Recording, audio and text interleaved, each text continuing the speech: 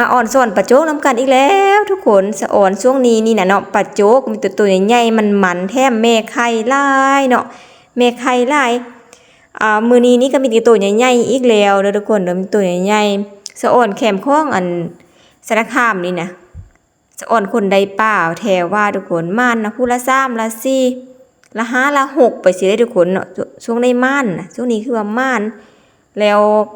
เท้าให้โบม่านเนาะก็จะมีตัวน้อยไปโลปลาย2โลสินะแต่ส่วนไล่กับคนจะม่านเหมือนผู้นี้แห้งม่านกันโมตัวนี้เป็นป่าที่แบบมันนอกไปแล้วเนาะมันบ่สดแล้วเฮาจะบ่ขายบ่ได้ทิ่มดอกแต่เฮาจะเอาไว้กินเนาะเพิ่นย้ายออกจากรถเพิ่นซื้อเมื่อกี้นี้น่ะแม้ว่าเฮาต้องขายแต่ปลาสดๆเท่านั้นว่าซั่นซะทุกคน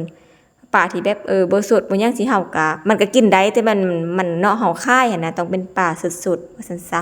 ในเมตูนี่ก็ม่านแต่ละมือเพิ่นก็จะมาให้ทุกมือทุกคนเนาะเอาขึ้นท่ามานี่เลยเนาะอันเฮือนอันนี้กะเฮือนเจ้าแปลงนี่ค่ายมองค่ายย่างพร้อมนะพอแล้วก็ม่านป้ายนะได้ทุกมือเลยมาเบิ่งในตู้นี้ได้จากโตทุกคน4โตเนาะเอา5โตเพิ่นว่าแล้วเพิ่นเอาไว้กินตัวนึงว่าซั่นเด้อ่อนสอนหายใจองาบแบบนี้เนาะเฮาค่ายกันหั่นน่ะถ้ามันนอกเอาไปโดนบ่มีหยังสิกะคือโตนั่นนะเฮาก็จะเอาไว้กินเนาะทุกคนแล้วก็หลายคนถามถึงราคายังมาเนาะราคานี้แม่นอันแล้วแต่ช่วงทุกคนช่วงนี้ก็80,000กีบเด้อทุกคนปลาโจ๊กนะเนาะ80,000กีบช่วงนี้ไผมาสารคามก็มาแวะซื้อแวะสั่งได้เนาะปลาโจ๊กนี่ก็ถือว่าบ่อึดปานใดเนาะพอได้มายามได้ก็พอได้อยู่ถ้าว่าสั่งไว้ก่อนจะดีก่อนเนาะถ้าว่าปลาแค่บ่ปลาสงัวป่าอะไรทำไมบาปานนี้ก็สิบ่เห็นลายคือปลาโจ๊กเนาะปลาโจ๊กคือว่าได้ทุกมือส่วนลายมันไล่เมื่อคืนเด้อทุกคนให้สู้เมื่อคืนได้แล้วมันได้เนาะม่านย่างบ่ได้ก็มัน2โตสิมันต้องได้เนาะถ้าเป็นเมื่อคืนถ้าเป็นมื้อเว้นนี่บ่ฮู้ว่าป้ามันนอนมื้อเว้นบ่ป้านออกมาลิ้นยังบ่ฮู้เนาะมื้อเว้นนี่จะบ่ค่อยได้ปานใดอันนี้เพิ่นก็ไล่มือแรงมือคืนเนาะหมดคืนสดแจงอันละเปลี่ยนลองเปลี่ยนเที่ยวกันนะทุกคนไปเข้าคิวเนาะคิวเจ้าคิวค้อยเนาะเปลี่ยนสับกันไปสิอันนี้ยังบ่ตายแล้วก็มื้อเช้าแล้วก็จะพากันเอาขึ้นท่ามาค่ายทุกคนแต่ก็เป็นบางช่วงก็บ่มีเลยมืดมือบ่ได้ปลาเลยก็มีแต่ช่วงนี้นึกว่าปลาขึ้นเนาะปลาขึ้นไผสิเฮ็ดส้มเฮ็ดสินดอนเฮ็ดอัวเฮ็ดหยังก็แล้วแต่ว่ากินปลาช่วงนี้ก็ราคาพอฟังทุกคนเนาะราคาพอฟังเพราะว่ามันบ่ถึงกับอึดเอาแถวว่านะแล้วก็ได้โตใหญ่โตงามเนาะนะแซ่บสิเฮ็ดเป็น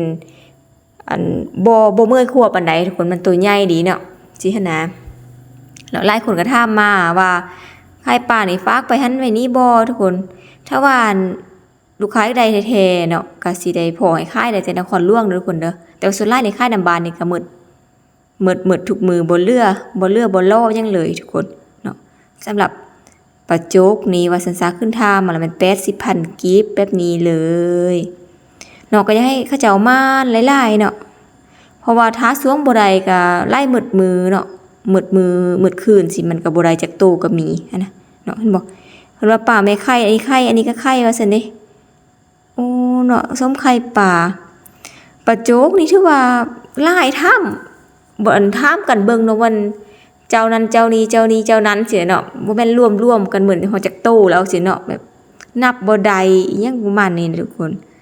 มาใส่แบบนี้แล้วก็จะเพิ่มความสดให้เพิ่นหวดน้ำทุกคน